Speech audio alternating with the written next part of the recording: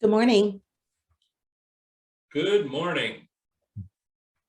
We're Hello, here on everyone. a beautiful Wednesday morning. The parking lot is filling up for the second harvest tailgate food drive, which is kind of reminds me that time is going by because it seems like every time we just had one, and it's a month apart.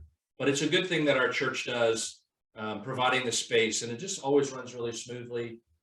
Jan Foz and her volunteers, her group of volunteers, do such a nice job with the parking, and then Julie Garber and people from the community, from our church, from the community foundation are loading up the cars. So that's what's going on outside, and it's a beautiful day for that. We have a number of things to share with you. We're going to start by just looking back a moment, right? Just to this past Sunday.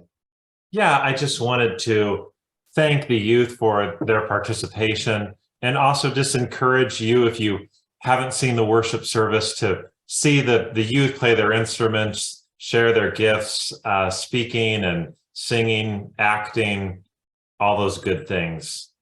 So I just invite you to check that out if you haven't seen it on the YouTube page. Looking to this Sunday as well, just want to mention two things. First off, hopefully you've seen that there's an all-church potluck that we're having after the Sunday school hour around noon. And it is, again, another traditional potluck that no main dish is provided. So we're just invited to all provide those different dishes from main dish on down.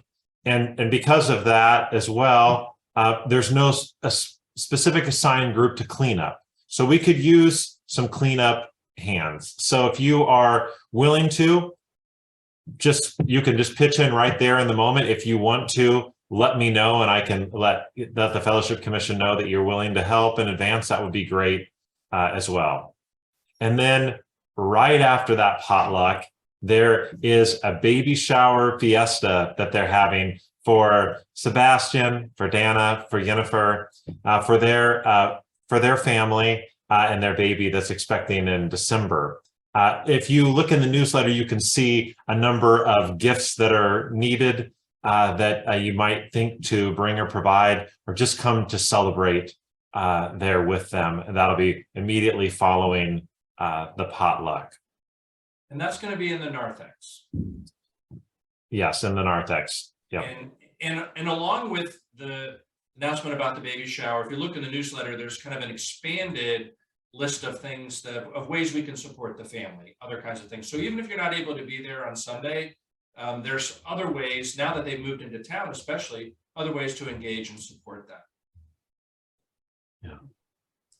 And then as we look toward November 27th, it's the first Sunday in Advent, but also we will be taking a prayerful moment in the middle of worship to do a deacon call. So this is sort of a save the date and begin to have in mind an open spirit to who God is raising among us, and to fill those spots. You all will have the opportunity to write one name, offer one name, and then we will be calling 4 people off of that. I'm grateful to the deacons who some have been serving for a long, long time, and then others are rotating on and rotating off. And I'm just so grateful for the work that they do for you. And looking just another week down there, already talking about the Advent season. And I just think this is going to be a nice way to not completely kick off the Advent season, but another week in there early on December 3rd, Sing Me Home is hosting this winter benefit concert for On Earth Peace. And just from some things that I have gotten from a few people, I just want to share the screen real quick and show you all something. Here, if you go to our website, singmehome.org, you can go to the events and you can click on the winter benefit. And if you go to the winter benefit, you can see what's happening there as well. But if you want to reserve a seat, and initially help provide some funds for On Earth Peace, you can go click on that reserve your seat, and it takes you to On Earth Peace's page.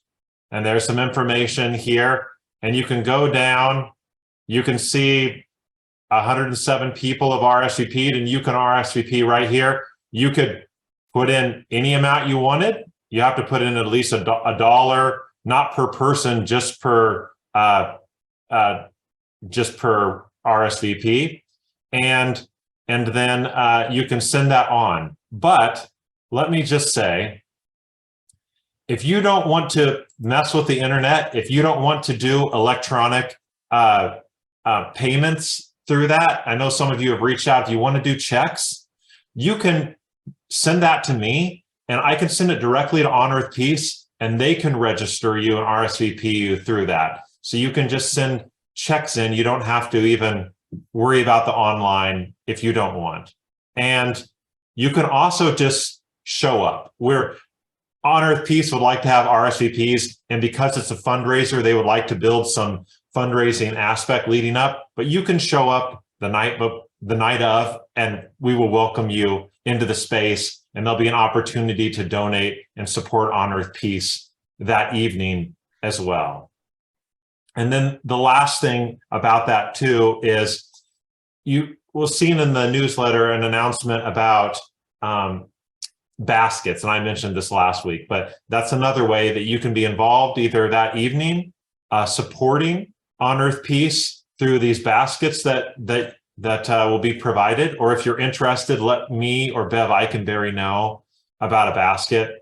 And then look for some more information that's going to be coming out. There's going to be an online On Earth Peace auction, items that are online that you could bid on if you want to support On Earth Peace in that way. So there'll be more information. Let me know. Please reach out if you have any questions, and we look forward to hosting everyone on December 3rd. As we finish up, I just want to say a real quick word about kind of our office situation, the continued transition. Kayla has moved most of her work online, although she's in here some evenings doing some things in the office. But we've moved to this time of the office being open on Monday, Tuesday, and Friday from 1 to 3. Now, that doesn't mean that we aren't here in the office, because we are. You could take your chances if you show up other times. But if you reach out to us and let us know if you have to bring something by, or you need to get into the building or something like that, we're happy to, between us, accommodate that as best we can. Also, if you call the church office and you leave a voicemail on the system, it will go to whoever you're trying to reach via email. So we will get those, whether, Kayla will get the ones that you leave for her, whether she's in the office or not. She's monitoring those on an ongoing basis. Same thing with email. So we should be able to respond pretty much in real time, even though there's not somebody physically sitting at the desk out front as many hours as used to be. We're still trying to make this transition. It's still kind of strange, but that's kind of what we're working at. One other thing I want to mention along with that, because there's nobody sitting out there and the front doors are not open as many hours as they used to be, people are coming in and out using their own keys, which is great. If you have a key and you need to come in and do something, you're welcome to do that. But if you unlock the door, please lock it when you leave. Lock it behind you. And the best way to do that is when you unlock the door, as you're ready to go in, relock it as you come in, so it locks behind you. I had a few incidences where people have left doors unlocked, left lights on, assuming, I guess, that somebody else will turn them off. And so, lock, unlock, unlock and lock behind yourself. Pull the door closed behind, be sure that it's locked. Turn off a light if you've turned one on. Just sort of a few little housekeeping kinds of things. But know that we can be just as responsive, even if there's nobody sitting at that desk. If you just help us to help you by reaching out and telling us what you need. That's where we are. Thanks, everyone. Have a great week. Bye.